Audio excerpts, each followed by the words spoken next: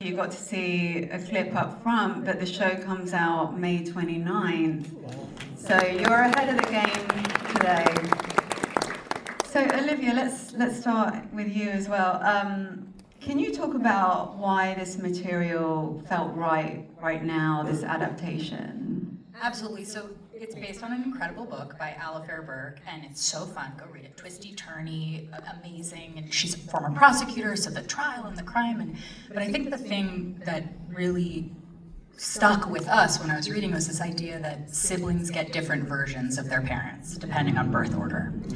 And that shapes your identity, it shapes how you conceive of yourself, how you conceive of your sibling, and particularly if there's a moment of sobriety for a parent. You know, I was 10 when my dad got sober, my sister was 15, my brother was 13. We had very different experiences and memories of our childhood, and that's at play for these characters as well, for Nikki and Chloe. So I think that was the thing both Regina and I felt like, that's real. We can sink the roots deep in that, and it's a kind of a universal experience, because even if you're an only child, you look back on your parents and you think, who was I at their age? Who are they now? I mean, you realize that it just has such an impact on you and who you continue to be, and really the story you tell yourself about who you are.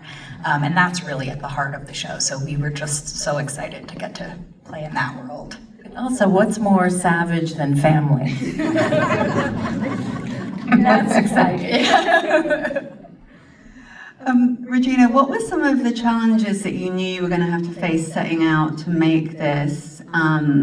Because to me, once you cast your two women that are really holding the crux of the story together, there's still a lot more moving parts. There's amazing other cast involved, like Kim Dickens plays this very sort of acerbic detective who's quite scary, and Lorraine Toussaint plays Chloe's very kind of powerful queen-like boss.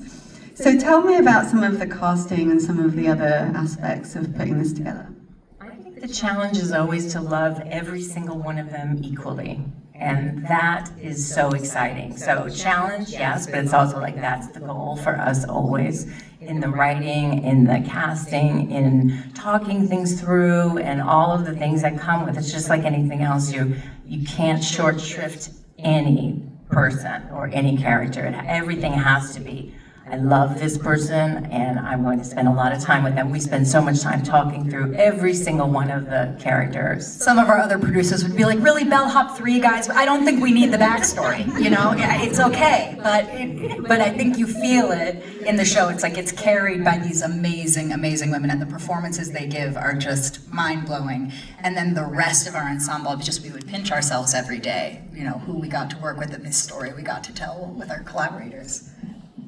You know, what I really love about the show, I don't want to spoil it for anyone, so we'll talk sort of in vagaries, but when we first meet Nikki, I mean, I'm judging her. She seems, you know, like a hot mess.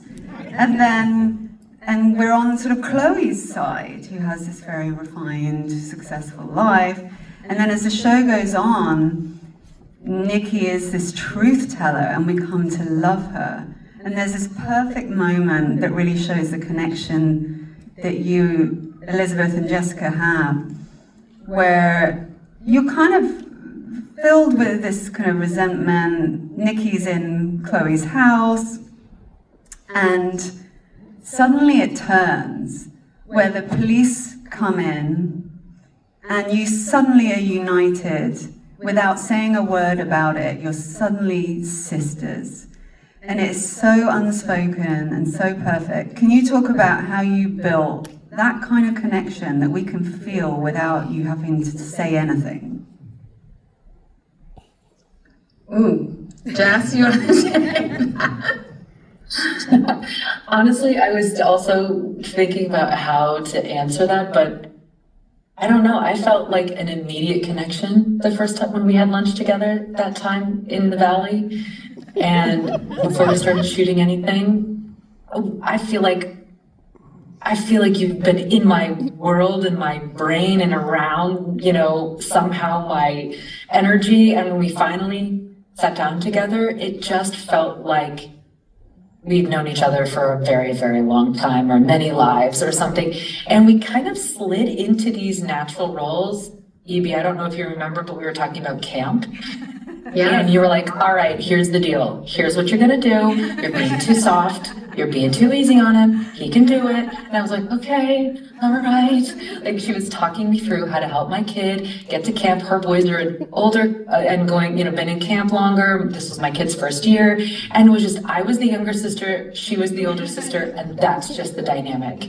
And it has been that way since that first coffee or whatever we had. And I don't know, it was, that connection has been there, and then we squabble and fight and are nasty and, do all the funny and fun things and juicy things that we get to do in the show. But when it's time to, without any verbal communication, to be aligned and be together and fight, come as like one, wall moving forward, even if we know we're total full of shit and lying, we just fell right into that. At least that's the way it felt to me.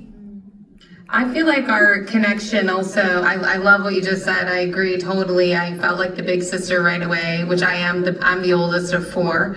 I felt also like we were making this whole show together. So having each other's backs, wanting the best, needing it to be great, wanting to pull things out of each other. That was naturally our state of being working on the show, and that is what the sisters are doing as well. So it's sort of all the experience was mirroring each other and came together really beautifully. And then we had these incredible partners in Olivia and Regina and everybody else who works on the show. I mean, you mentioned Kim Dickens. She and I had a really special connection that was forged in the writing and then, came through in our playfulness with each other, really seeing each other. I just felt like everything sort of connected in real life as well as on screen in a way that you don't always get, and I feel really grateful for.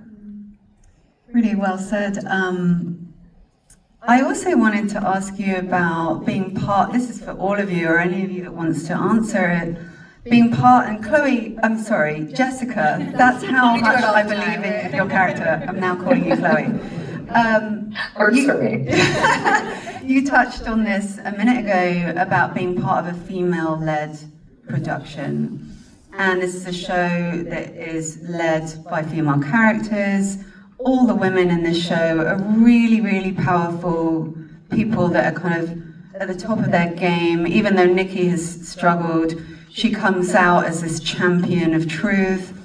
I just love how this show is really about women. Can any of you speak to being part of a female-led production and story? Yeah, I mean, we love all people on our team, and we're very, very grateful. We had a lot of amazing men on our team. But with that being said, no, I think that I think both Regina and I love telling stories about excellent, complicated women. And we were so lucky to get this material and have this material be brought to us by producers of Tomorrow Studios who are incredible and have amazing men on their team, but Becky and Alyssa, who were really with us. And it just sort of happened that as we were building the team, it ended up being mostly female-led. And I think that, having both Elizabeth and Jessica are amazing producers and directors, and so I think there was just so much experience and so much commitment to collaboration at the highest level.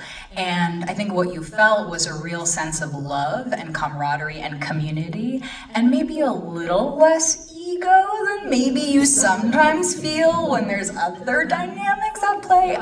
But I think really it just was, we all went to set every day and had a lot of fun and did really good work. And that's the best. That's all you can ever ask for. And so I think it was just the alchemy of the group of people who came together. And that's the best. I have to say there is room for a second season. There is plenty that could happen. Again, no one here has seen it. So I don't want to spoil it, but just trust me, you're going to want another one. So would you guys do that? Would you be interested if that was floated to you? Any of you? I mean, I can answer for Regina. In the blink of an eye, beat of a heart, we're there. You know, we would do anything to get to continue to work with these amazing women and characters. And Regina and I just are constantly telling the story to each other. So we would love if we could tell it to everybody else also. Just to